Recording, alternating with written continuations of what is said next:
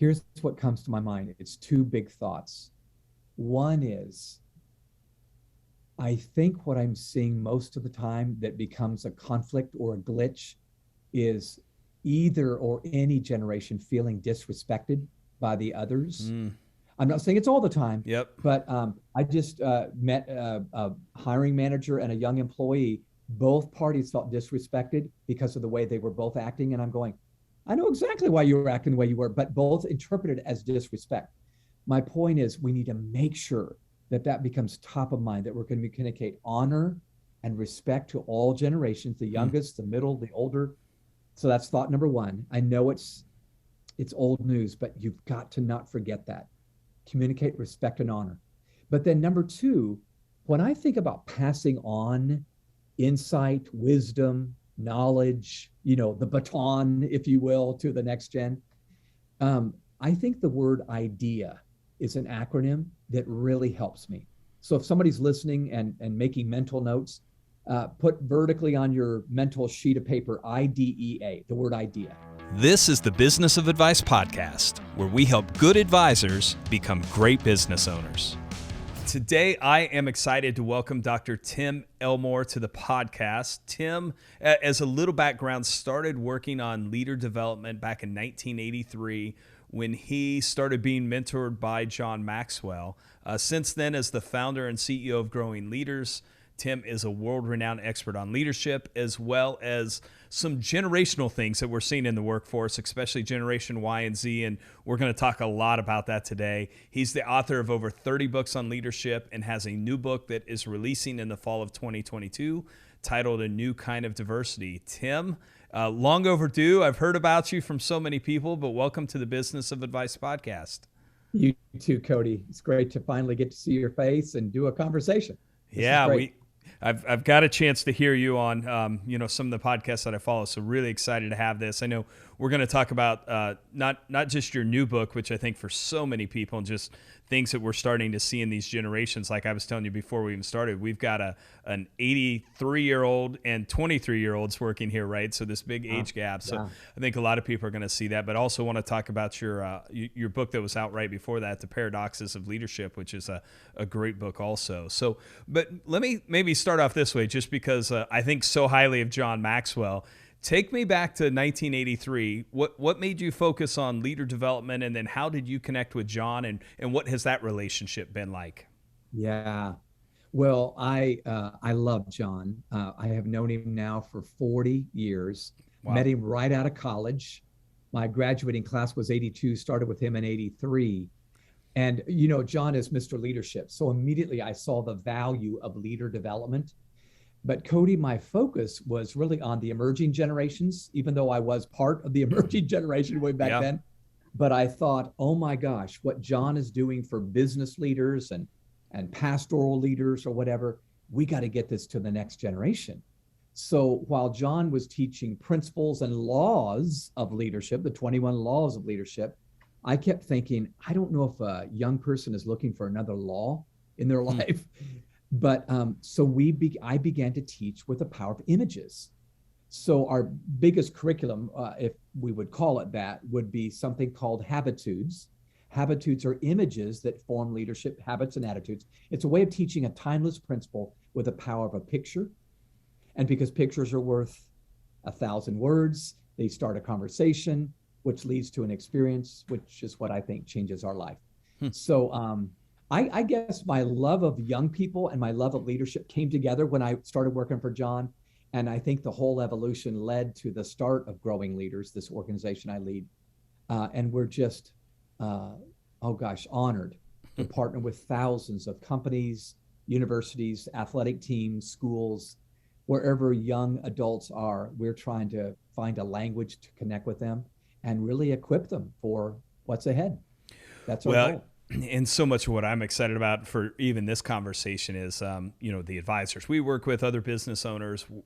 Everyone is trying to figure out how they're leading younger generations, and Yeah. so much of what you've written about has been about that. Though I mentioned this book, and this is the one that I'd heard you speak on recently on a couple podcasts, but it's called The 8 Paradoxes of Great Leadership, which everyone should pick up. But will you? Because I always say, like, I had what I would call an old style leader when I first started in this industry. So maybe starting out, will you just define the difference between an old style leader versus a new style leader? Yeah. Well, we've all heard the word old school, and some of us are now hearing the word new school. I think it is a school of thought. And I think if you started leading back in the day, whenever that day was, and you were trained by maybe an older guard, Mm-hmm. I think it's very top down, Cody. And it doesn't mean it's bad. You can be a benevolent dictator, but it's very top down. It's very much a power thing, and you never let them see a sweat, that sort of thing. Yep. Fully in control, the answers. And of course, the Eight Paradoxes book, I even end with we just need a new school of leader. And I actually use a metaphor. I call it Dorothy's way. This is so ironic and so maybe quite hilarious, but when I watched that classic movie from 1939, The Wizard of Oz, we've all seen that at least once. There's really a few kind of leaders in the land of Oz. Think about this now. So there's the Wicked Witch of the West. Remember her? She was that one that scared the bejeebies out of you when she showed up. She led through manipulation. And then you have the wizard himself, the Wizard of Oz, who led through intimidation. Remember, this was a big statue with bellows of smoke and fire and so forth. I am Oz, the great and powerful. But then you have Dorothy, this young girl who just was everything opposite of power and control. She's trying to find her way to, back to Kansas, but instead of leading through intimidation or manipulation, she leads through exploration. So she puts a team together, the Scarecrow, the Tin Man, the Cowardly Lion. And I know this sounds so cheesy, listeners, but she runs point, but everybody contributes. She's not pretending to have all the answers. And she leads them to this place where they all get what they want. And actually, if you think about the movie, they all discovered that they had already inside of them what they needed, but they needed a leader to bring it out. Yeah. The Tin Man did have a heart. The Scarecrow did have a little courage. The Cowardly Lion did have, or the Cowardly Lion had some courage. The Scarecrow did have a brain, So I love the picture of, I don't need to have all the answers. What I need to do is have the courage to run point and pull out the strengths that are in each of these team members on my team. And collectively getting that team to work together. Yes, I've probably said this on the podcast before, but it was actually at John's event last year. He had a Governor Haslam from Tennessee speak there. And I'll never forget, he said, my job as governor was to get the best answer, not the answer I thought was correct. And he's like, you don't do that unless you pull the team along, right? That you engage everyone and get them to participate. So, and I do appreciate you not making like a Kansas joke around the Wizard of Oz. We hear a lot of those in Kansas. So. Yes, absolutely. Hey, in the book, one thing that you talk about that I thought was maybe eye-opening is the best way to describe it. You talk about a study that showed over 1,000 CEOs had stepped down in the first 3 quarters of 2019. 2020 got even worse. There's all this talk about the Great Resignation, but I think a lot of times they think about that in terms of the worker, not the person leading the organization. Yeah. So why do you think so many CEOs left, and what can we do as a leader or CEO of our organization to be prepared for the next round of difficult times? Yeah, that's a great question, and one that deserves probably a better answer that I can give in 5 minutes. But I tell you what, Cody, in 2019, there was a perception on the part of executive level leaders. The pandemic had not yet started, but in 2019, this Texas A&M professor came up with this term, the Great Resignation. Yep. He said, it's coming. And sure enough, he was right. Millions of people resigned from their jobs. But it was in late 2019, early 2020 that we saw CEOs just leaving in droves. So I think part of it was, I think many of them just said, I just don't want to do this anymore. Leading became so complex. You had a democratized workforce, meaning everybody seems to want to have a voice. It's not just the leaders. We all want to have equal voice. Yeah. And I think leaders just said, I don't know if I can do this. So, we're not going to take a vote on this. I'm just going to head out. So I'm maybe oversimplifying, but in the first quarter of 2020, before we all went home with, in the quarantine, I mean, the CEO of Disney stepped down, the CEO of Hulu stepped down, the CEO of Uber Eats stepped down, the CEO of Harley Davidson stepped. It was many Fortune 500 company CEOs. And I think it was just, they felt like, I know I'll get a severance, I'm going to be fine financially, and I just don't need this headache anymore. So those of us that remain in that leadership role, I don't think we're on completely the other side of it all, but I think we've realized there is a new normal now. Mm-hmm. And we are needing to listen to the voices of our team members. I'm not saying they need to have equal voice, but they need to have a voice. So I feel like there were so many that just said, I think it's time for me to stop. I don't want to relearn perhaps some of the same lessons that I had to learn 40 years ago again. So I feel like that was my take. And in the book, I really talk about the fact that leading today, think about this, Cody, leading today, you've got a team member that's probably more educated than ever before. You've got a team member that's more exposed to information, thanks to social media, than ever before. Probably come in with higher emotional levels, so higher emotion. Yep. In fact, let me refer to one part of the book. When I started my career, the typical mantra of an executive was, hey, leave your personal problems at the door. You come in here to get your work done. Well, today it's different. Yeah. Today it's bring your whole selves to work. I mean, that phrase is so in right now. And I'm going, if they bring their whole self, they're bringing baggage, they're bringing emotions, they're bringing negativity and family problems. But that's kind of what we have today. So it's really complex because of higher levels of education, emotion, entitlement, exposure. Expectations are higher today of a leader. We actually know, here's this great leader over here. How come you're not that way? So I think it's just tiring. And some of us are going, can I keep doing this? I don't think so. So I'll stop there. Well, it's interesting. I was it just kind of hit me as you were talking about that, the resignation of these CEOs. Another thing, we're having this conversation this weekend with some friends of mainly we were talking college sports and these NIL deals and just how wild it is right now. And then we started walking through, in the last 2 years, you've seen Roy Williams step down, Coach K retired, Jay Wright retired. And I think even at that level, right, I think some of them are like, do I really want to have to try and evolve and figure all this out? Or have I had enough and I'm going to be fine? So I think the lesson there is that we do, if we're going to remain in these roles, we do have to be evolving as leaders because it is changing. So I tell you the exhortation that I often give, and I'm certainly not the only voice or the main voice even, but it's not time for leaders to step back. It's time for leaders to step up. I know I've got to lead at a better level than I did before. If I'm going to stick around. Now, I can leave too, but if I'm going to stick around, I need to be the best leader that they deserve. And so I'm an old dog learning new tricks and learning to listen as much as talk, learning to observe as much as, dictate or whatever. And it's been good for me. I feel like I've got a better version of me, Tim Elmore, today than we had even 2 years ago. Yeah, I think it's made a lot of us as leaders better. One thing you talk a lot about in that book is emotional intelligence, and I think we've all probably at least heard that, quite a bit. But would you just define it in the way that you see it, and then maybe any idea to help the people that listen understand, like, are they good at this, or is it a weakness? Yeah. Is it a strength, or is it a weakness? Yeah. So emotional intelligence has been a term that's been in vogue for 25 years now. 1995, Daniel Goleman wrote that groundbreaking book called Emotional Intelligence. It was a psychological term for 100 years, but it became mainstream. So for listeners that say, I've heard the term, I don't know if I could define it, here's a simple working definition. Emotional intelligence is at once the management of one's emotions. It's the ability to practice self-leadership so you can respond in the appropriate way to actions and reactions in the workplace, on the team.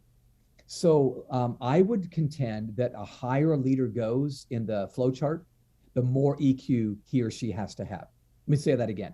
The higher you go on the flow chart, the greater your EQ needs to be. And that's because now you're reading nuances, reading body language, verbal, paraverbal, nonverbal communication. And it's not just barking out orders. It's, I got to read the people before I lead the people. That's what EQ is. So I remember hearing a great story, by the way, and I think I even put this in the book. There was an executive that traveled to Japan to do some consulting. And at the end of her time speaking, she said, "Now, are there any questions?" And it was quiet. Not a soul spoke up. And she waited a couple minutes and it seemed like forever. And she goes, "Okay, well, thank you very much." And she walked off, off the front of the stage. And her guide and interpreter there met her backstage and said, oh, you need to go back on. There were several questions. She said, "No, there weren't. I asked. Nobody said anything." He goes, "Trust me, there were questions." And he says, "Watch this." He walks back out in front of the group and he says, "Now, did some of you have a question?" Nobody spoke up, but a few looked up. And he says, "Yes, yes, yes, yes." Well, there were 5 or 6 questions. And later, this female executive said, "How did you know that?" He goes, "I was reading them." You gotta read the air, he said. I love that. Read the air. That's what EQ is. It's you read the air and you go, I can sense the tone right now. They're not ready to have this conversation, or they're ready to move on, or they're ready for a change here, or they're ready for me to say something. I just think we need to do better and better at that, because people just bring a very complex world with them when they walk into the office. We've got to be ready for it. One thing that I've seen is these advisors that we work with, I'm speaking to this audience, I guess, but in general, I would say any small business owner, when they start off, a lot of times the business can be just them, or them and an employee or two, maybe them and a spouse. Now what I see are these advisors we work with, is they're growing. Now they have 20, 30, 40, maybe 50 employees. Sometimes there's not that evolution of understanding like you do. I think you said it, the farther you grow up or the bigger your team becomes. How do people get better at this? What are some things that they can do to improve their emotional intelligence? Okay, great question. So emotional intelligence is almost always broken down into 4 categories, maybe 5, but 4 for sure. Here they are, 4 categories. Number 1, it's my self-awareness. So I'm aware of how I come across to others. Number 2, it's my self-management. So I can manage myself and my emotions and do what I need to do even when I don't feel like it. Number 3 is my social awareness. So I'm aware of how others around me are connected or disconnected. And then finally, number 4, relationship management. I can manage the primary relationships of my life. Now, I've got an action step for these. So, and they're not rocket science. This is something anybody can do right now, today, for free. Self-awareness is number 1. I've got 2 accountability partners. They help keep me self-aware. I will ask them, how did I come across that meeting? What do you think I need to work on? And I pick people that I respect enough and admire enough that they'll be honest with me, and I'm going to listen to them. So I would say, make sure you don't go another day without finding someone you respect and admire that will hold you accountable to the leader you want to be. The second one is self-management. I would advise you, this is something I do in my life right now, even at my age. I find one task each week that I hate to do, and I force myself to do it daily. So find one task that your old flesh just rears up and says, I don't want to do this, And even though your lazy bones doesn't want to do it, you discipline it's self-management. You're managing your emotions and your, can I say, muscles to do what you need to do until you finally go, you know what? I'm good with that. It's now muscle memory, not I have to talk myself into working out or taking out the trash or confronting so-and-so, whatever. So that's number 2. Number 3 is social awareness. So for that one, that's where I just try to practice on a daily basis that phrase I just used, reading the air. Instead of just saying, well, this is what I got to get done, I walk in. I did this today. We had a stand-up meeting to start the week, because since yesterday we were off. And I just read the tone of the room. And today people happened to be up and giddy. And so I knew I could be kind of funny and, I could, that sort of thing. Yeah. But you read before you lead. And I think social awareness is just that. You're just reading the air and sensing, what do they need from me? Not what do I have, what do they need? And then I need to make sure that I accomplish what they need, even if I defer to Bob or Susan to kick off the meeting. And then the last one, relationship management. I'll tell you what, One of our habitude images that I mentioned earlier is called hosts and guests. Have you ever noticed that almost every relationship and almost every conversation has a host and a guest? Nobody says it out loud, but there's kind of an initiator, blah, blah, blah, blah, blah. And then there's a responder, blah, blah, blah, blah, blah, blah, blah, blah, blah, blah, blah. There's kind of a responder and initiator. I believe leaders need to learn to be a host, not a guest, in the relationships of their life. And as simple as that sounds, it's profound, because I so want to just be a responder. I so want people to come to me first and bring my coffee or do this or do that or whatever. When I go into the building as a host, pretending like it's my living room, I'm a different man. I'm a different person. And so I'm hosting Nicole, knowing that she had that ball game with her son this last weekend, or Susan, blah, blah, blah, blah, or, Angelica, who did this, that, and the other. I know that sounds simple, but that has made me a better manager of my relationships. Now, one last thing, Cody. I don't think we need to manage every person we meet at the gas station, but the primary relation, that'd be my family, that'd be my direct reports, the team at the office. That's where I need to focus. I love that host and guest. We're recording after a holiday weekend, and we hosted some people over there. And I just, as you were saying that, I'm thinking about what you do as a host, right? The preparation that you put in, the accommodations you make, just trying to make sure that's a great perspective on how to think about that. Like, what would I be doing if I was hosting this person? So I really like that. Well, what's great? What's great for me on that one, real quick. Sorry. Yeah. I'm an introvert by nature, so I tend to want to curl up with a book, when I'm done with the job. And it just keeps me not fake, but it keeps me on. The button stays on. This might interest listeners. My very first performance evaluation when I was 23 years old with John Maxwell, he sat down with me and I was nervous, but I brought my pad of paper and my pen. John shared with me several things that I was doing well, and I wrote them all down. And then he stopped and said, now there's a few things you're going to need to work on. I said, I beg your pardon, but here's what he said next. He said, Tim, you need to work on off the platform charisma.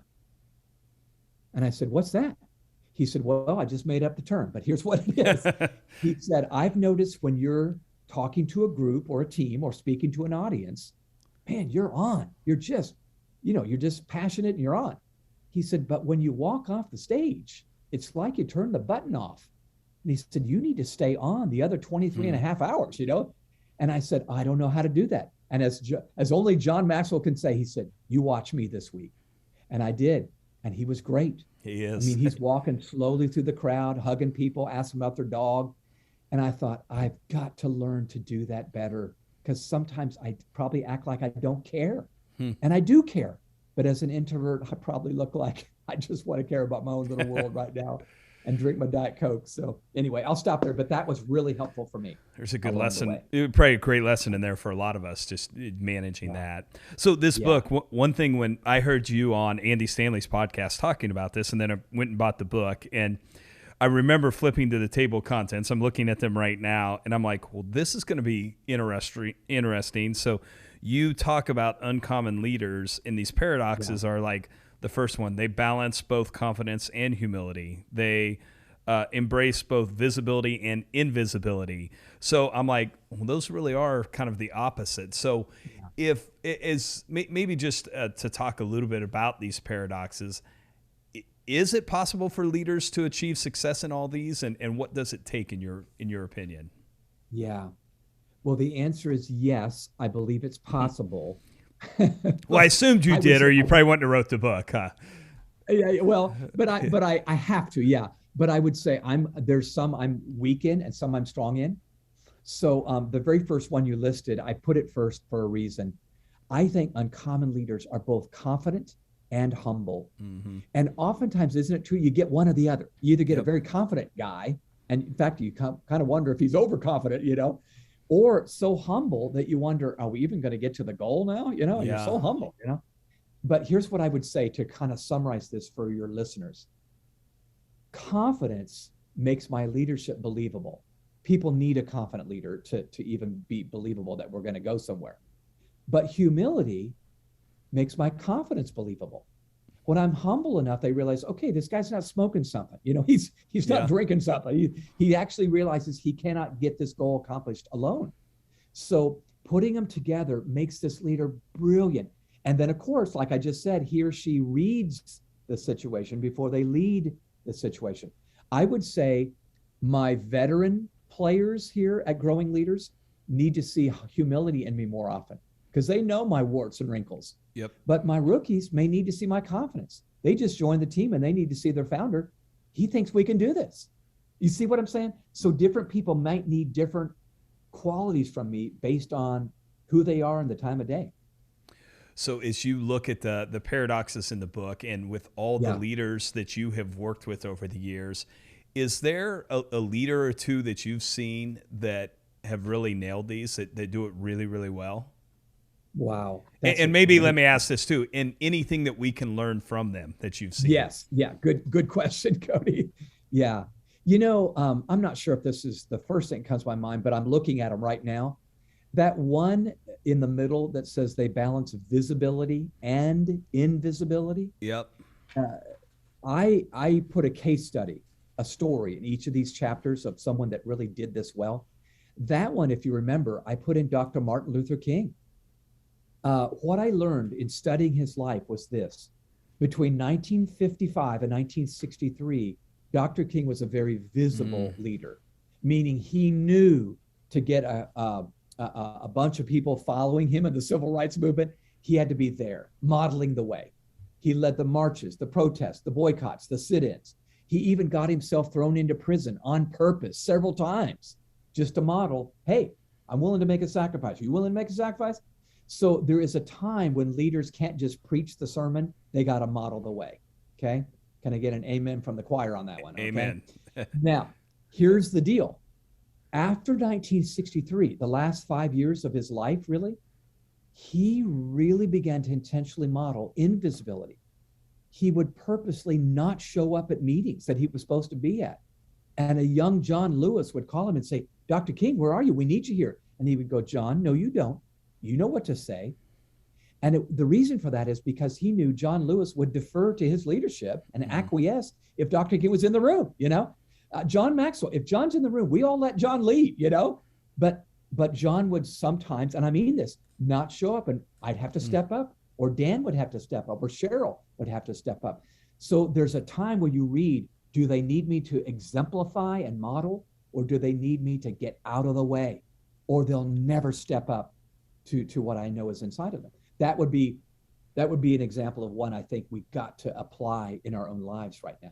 That's really good. I like that. Let me transition to the new book that you have coming out, October 25th. So I know they can pre-order, and it's newdiversitybook.com, right, is the website where they can go to. So this is really talking about something that I think is fascinating on two levels for the advisors we support. One, fascinating because their work environment, they have these multiple generations that are working together, or multiple generations that they now have to lead. But then I also want to talk a little bit about, we're close to seeing, the first, my generation is Gen X. We're seeing the first of the Gen X, like getting close to retirement. So we're going to have this whole new wave coming in. So maybe start with what inspired you to write the book, and why is it important for today's business environment? Yeah, well, all of us have heard about ethnic diversity, right? For decades, if not centuries. We've also heard about gender diversity, as we should. We've heard about income diversity, which is very important. But I don't think we talk enough about a diversity that's just as tangible as those, and it's generational diversity. So in our office, in our relatively small team of a couple dozen people, there's 4 generations. In fact, Cody, to say it again, didn't you say you've got like somebody 82 and somebody 22? Yeah. It's amazing. So I'm thinking to myself, that is a diversity that's just as tangible. And yet it's the elephant in the room we never talk about. There it is, but nobody says anything. Yep. And yet I think it's so easy to stereotype others, isn't it? Come on. All builders are antiquated, all baby boomers are stubborn, all Gen Xers are skeptical, all millennials are narcissistic, and all Gen Zers are snowflakes. We not thought that at some point in our life, but we know that's not true. There are strengths that each generation brings to the team if we'd only let them. And I think we sometimes build distrust instead of trust when we start wondering, do you even belong here? And we start, I don't know, gaslighting people, making them feel stupid for even asking the question or making the statement. So I don't know, this is a long answer to a short question, but what inspired the book was me watching our own team and seeing levels of distrust emerge that should not. And we just had to start having meetings and calling out the elephant in the room. And then we began to have meetings, Cody, about the generations. In fact, I've taught this now for 20 years, and you can imagine it's changed over 20 years. Millennials were new on the scene 20 years ago. But now we're beginning to talk about it. We play games. Last Thursday, we played a game and asking boomer questions of Gen Zers and Gen Z questions of baby boomers. It was so much fun because we all laughed at ourselves and said, I have no idea who Billie Eilish is, or whatever, So anyway, I'm encouraging people in this book not only to value each generation, and I point that out, but how do we manage and lead to pull out the very best in each one of those 4 or 5 generations at our workplace. It's funny. My partner here at work, Dave, he loves Weezer. That's his favorite band ever. And he's like, we should have them in for something. I think people love it. And I said, Dave, half of our team probably doesn't know who Weezer is. We're getting up there. So, but I think that's one of the things. And here's a question I'd love to ask. What generational differences do you think COVID and kind of this work from home for a stretch, what did that bring to light? And then are there adjustments or things that we're going to have to do to either fix or move on from that? Yeah, boy, that's a great question. So I heard 2 questions there. Let me answer the first one first. Okay. I feel like what COVID did, remember for a while, we all had to go home. And so we didn't naturally bump into each other at the hallway and laugh about the Sunday ball game or, whatever happened. We had to set up Zoom meetings. Look at us right now. We set up Zoom meetings, Google Meets. So we didn't talk as much. And I think in the absence of communication, we began to build distrust. And I don't think it's a huge problem everywhere, but there was some distrust in the air. In fact, to the point that I came up with a new habitude. You may enjoy this. I call it dentist and cavities. Dentist and cavities. Okay, listeners, think about this. Have you ever gone to the dentist and the dentist finds a cavity in your tooth? Have you ever noticed he or she will say, hey, I found a cavity. Can you stay a little bit longer and I'll fill it right now? Or if you can't, can you come back as soon as possible so I can fill it? The reason they do is they know if they don't fill that cavity, bacteria is going to fill that, something else is going to fill that cavity. Well, I think that's true in our minds. In the absence of communication, where we're filling mental cavities with the truth and the facts, the accurate information, we come up with narratives in our heads that aren't true at all. And we start being suspicious of that boss who's way older and probably doesn't understand my problems, or that young whippersnapper who's 25 years old and doesn't know half the things he needs to know. All those things start creeping in. I think we need to see ourselves, leaders, as dentists. We're constantly need to fill the cavities with accurate information and communication so that distrust doesn't boil up and become something that's a problem. So that would be what I would say. We started distrusting more often when we didn't get to see each other. And now we're back together. I think we're rebuilding it, but that was a huge, huge deal. Now, you had a second part to that question. Do you remember what it was? Well, it was a little bit of where do we go from here? What are the steps that we can take to maybe fix some of that? Well, don't be shocked, but I have a new image for you. So this image has not yet been published in a Habitude book, but I just love this image as a solution to what I just said. It's called guide dogs and guard dogs. Guide dogs and guard dogs. So this, over the years, we have given numerous jobs to canines, right? Service jobs. Yep. But 2 of the most popular jobs have been the guard dog and the guide dog. Here's the big difference.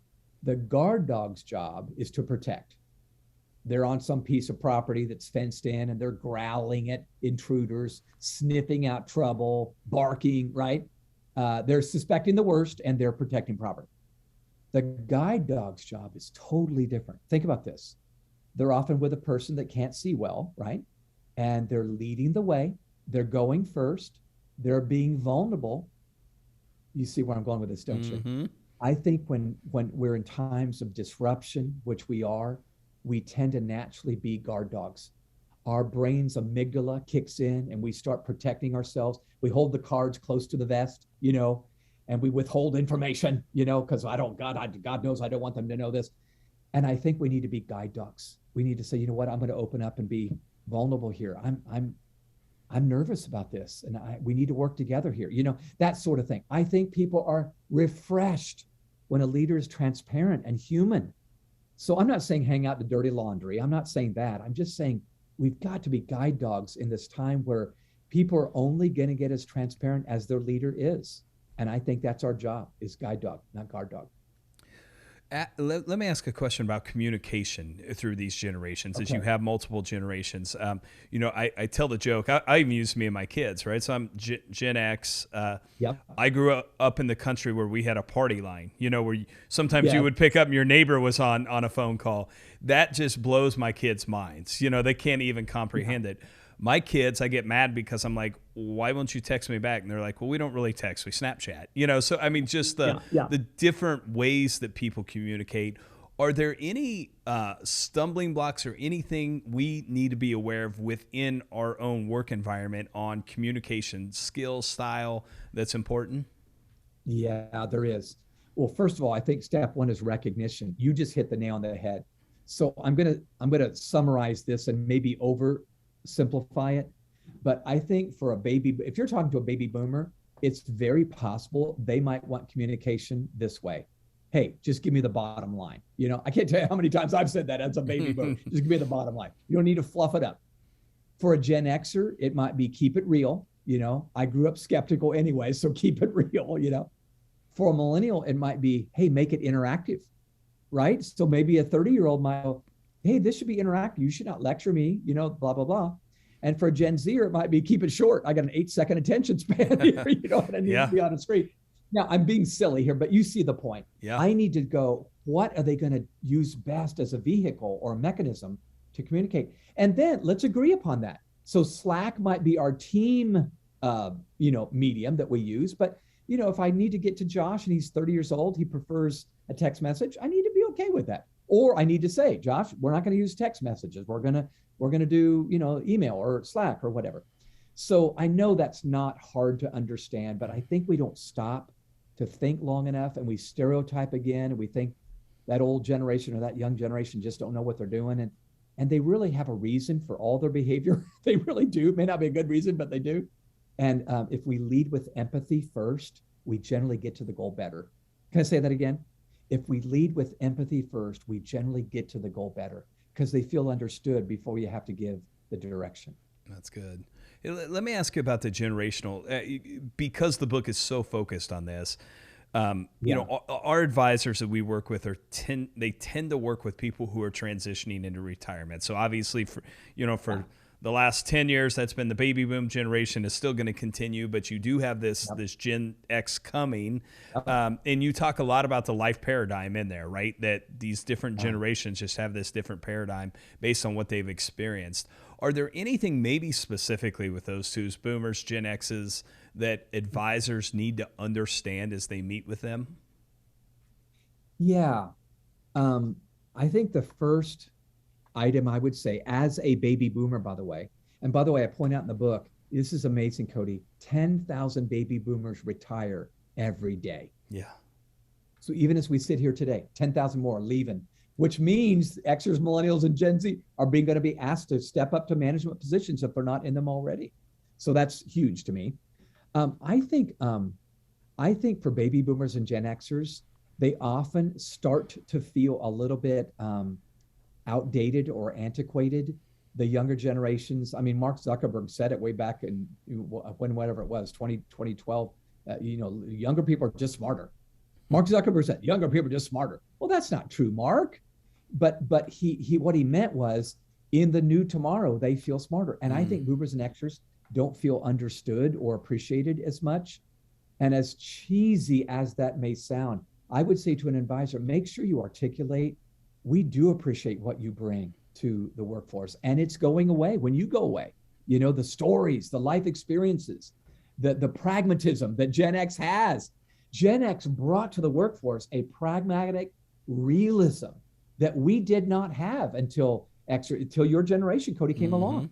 So I think, first of all, we need to make sure we communicate. I appreciate what you bring.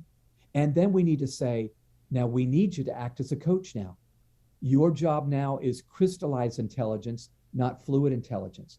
Okay, so let me talk about that a minute, if you don't mind. There was a great British psychologist who in 1971, Dr. Catlin, came up with this he didn't come up with it. He discovered our brain experiences two major kinds of intelligence based on our age. So your first 40 years, you're stronger in what he called fluid intelligence. Your second 40 years, you're stronger in crystallized intelligence. So the difference is fluid would be much more, I'm adaptable, I'm flexible. Crystallized is more, I'm summarizing what we already know. Fluid intelligence, I'm an inventor. Crystallized, I'm a teacher. Now I'm very much summarizing this way too fast. But what if we could communicate to Xers and Boomers? We realize right now your greatest gift is that crystallized intelligence. You have stored up so much over your career. It's so valuable. And the Gen Zers coming in at 21, 22, 23 years old, they don't have that yet. We need you before you pass the baton on. We need you to be that life coach, that mentor, and don't be frustrated. I know they don't know everything you know. That's why we need you. Yeah. But can I add one more thought? Jack Welch came up with a brilliant idea 25 plus years ago called reverse mentoring. And I put this in the book. So reverse mentoring, well, here's what happened. You remember Jack Welch, right? He was the CEO of General Electric for years and years and years, and really helped them climb out of a big hole, actually. Well, he was noticing that computers were still relatively new in the 90s, and his old veterans on the job, the executives that were like 59 and 60 years old, did not want to use the computers because they'd already had their familiar ways, pad of paper and a pen, But his young MIT grads were coming on board and they did understand computers. So here's what he did. He matched up the old with the young and he did reverse mentoring. He said, old guys and gals, I need you to pour into these young new team members. Tell them how this company works. Tell them how to succeed and accelerate their success at this company. They need that. But then he said, now, second half of the meeting, I need you to listen because they need to explain to you how to use a computer. We are going to use computers here, that sort of thing. But again, what a refreshing, dignity-giving offering for both that 20-something and 60-something to, can I say, love on each other by adding value to each other. So I want to encourage listeners, maybe that's what we need to do as we start thinking about retirement is don't leave us until you reverse mentor and learn something and give something to that younger team member. That's really good. When you talk about those 10,000 boomers, and it's why I say that this next decade for being a financial advisor, especially one that works in retirement transitions, is going to be really, really good. But now, not from necessarily an advisor hat, more from a business owner, business leader, are there some other major impacts you think employers are going to see during this transition that we need to be thinking of? Yeah, I do.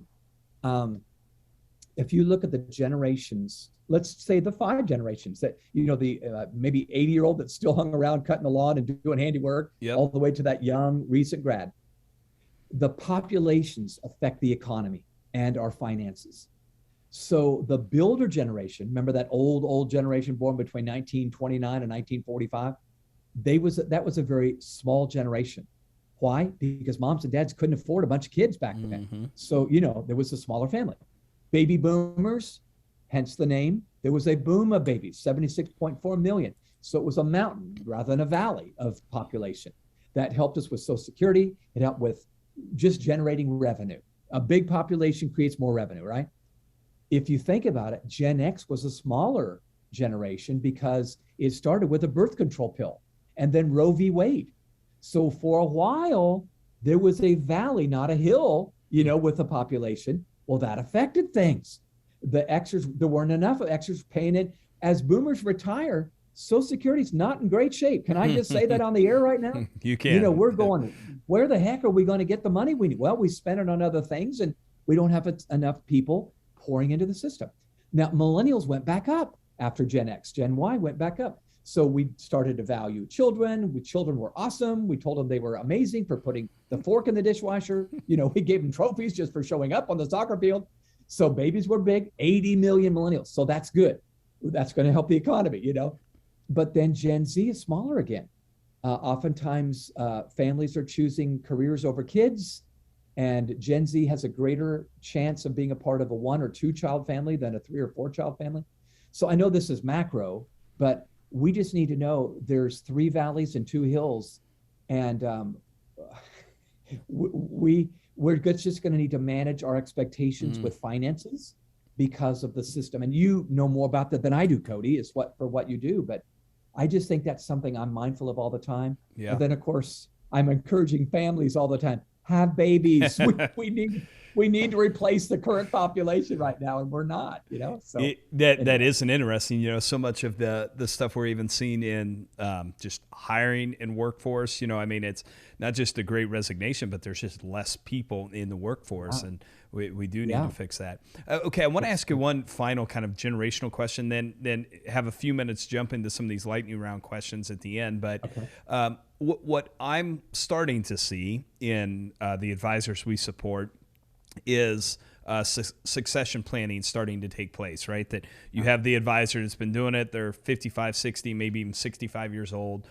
What I'm seeing is very rarely is that transitioning within the same generation, right? It's usually to at least a generation below, if not 2 below. A lot of times it can be family or maybe a younger advisor. Are there any things, just as our advisors that are thinking about that, or that's on the horizon, anything they need to be thoughtful of on like key topics to consider when there is this multi-generational succession event happening? Here's what comes to my mind. It's 2 big thoughts. One is, I think what I'm seeing most of the time that becomes a conflict or a glitch is either or any generation feeling disrespected by the others. I'm not saying it's all the time, but I just met a hiring manager and a young employee. Both parties felt disrespected because of the way they were both acting. And I'm going, I know exactly why you were acting the way you were, but both interpreted it as disrespect. My point is we need to make sure that becomes top of mind, that we're going to communicate honor and respect to all generations, the youngest, the middle, the older. So that's thought number 1. I know it's old news, but you've got to not forget that. Communicate respect and honor.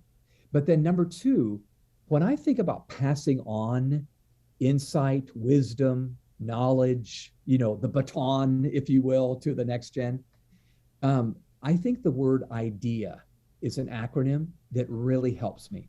So if somebody's listening and making mental notes, put vertically on your mental sheet of paper, IDEA, the word idea. The letter I reminds me they need instruction. So don't forget to verbally explain what they need to know. It's not the only thing, but we need to summarize verbally. Here's what you need to know. So instruction. It didn't stop there, though. We're pretty good at talking. We're not good at the others. The letter D in idea, demonstration. They need to see you do what they need to learn. They need show and tell, not just tell and tell. So find times where you model or demonstrate or exemplify. You're practicing what you've preached. But even that's not quite enough. So show and tell is good, but isn't it true? There's a bunch of us that don't really learn until we actually do it. So the letter E is experience. We need to make sure we're passing on firsthand experiences when we give the baton away. Let them try it out. They're probably going to fail, but let them try it. And then the letter A is the word assessment. So for years and years and years, we've heard the phrase, experience is the best teacher. But I think most of us have realized, no, it isn't, because you can have a bad experience and come to the wrong conclusions. Assessment, in addition to experience, where we actually debrief and we make sense of even a bad experience, is really what helps me. So I would say, advisors out there, if you're thinking about this, helping others do this, people to learn something well need instruction, demonstration, experience, and assessment. If they're going to learn anything, they need to know. That's really good. And that that part about honoring and the respect and honor, I've seen that. That's a big part. I've tried to advise some of these succession plans that are happening is like, hey, there's also this, the person who is maybe selling the business is walking away, from something that's been a big part of their significance and contribution, and just figuring a way to honor that, I think, makes a big, big difference. So that was just a great reminder. Okay, let me ask you 5 quick questions. These I ask them at the end of every show. Just love to get this feedback from the great thought leaders that we've had on here. So the first one, what lesson did you learn over, well, I'll start saying it this way. Since COVID, is there one lesson that you've learned that you'll carry forward for the rest of your career or life? Yeah, I think it's back to that trust issue, Cody. I even struggle a little bit with trust when we weren't together. And I know that was my bad because people are going to do what the leader's doing, and that didn't help us at all. Now, fortunately, I came up with quick, but I think I'm going to begin with belief. I'm going to begin with belief. That was the lesson. Yeah. That's good. What is one thing that you've done to graduate from being a good leader to a great leader? Now you're assuming I'm a great leader. Now, you understand that, here, hey, this is where we need the confidence, not the humility. No. Okay. All right. Okay. I've come to believe, I don't know who first said this, but I've come to believe that to succeed in life, and I've tried to embrace this, I need to communicate well, write well, and come up with great ideas in that order.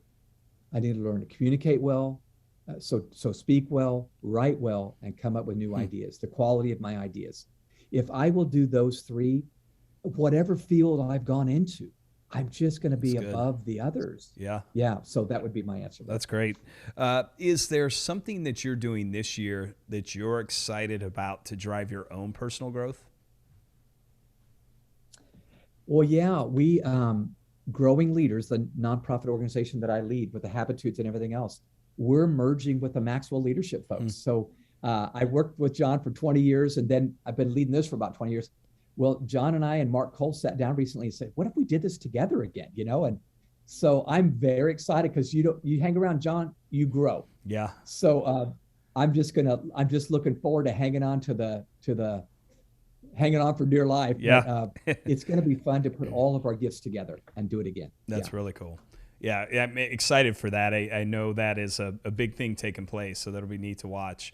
Okay, 4th question. What is the one book that you've recommended the most? Can't be one of your own. I should have clarified that. Okay. Not that I thought you would say that, but the one book that you've recommended the most to other leaders. Well, it depends on the time, but the most recent one, by far and away, it's a book I just finished a few months ago called From Strength to Strength. From Strength to Strength. It's written by a Harvard PhD, Arthur Brooks. He is a marvelous leader, great communicator. And he even talks in that book about this research behind the fluid intelligence, crystallized intelligence. The book was just far and away my favorite book this year, From Strength to Strength. That's great. Great recommendation. Okay, final question. What's the best piece of advice you've ever received?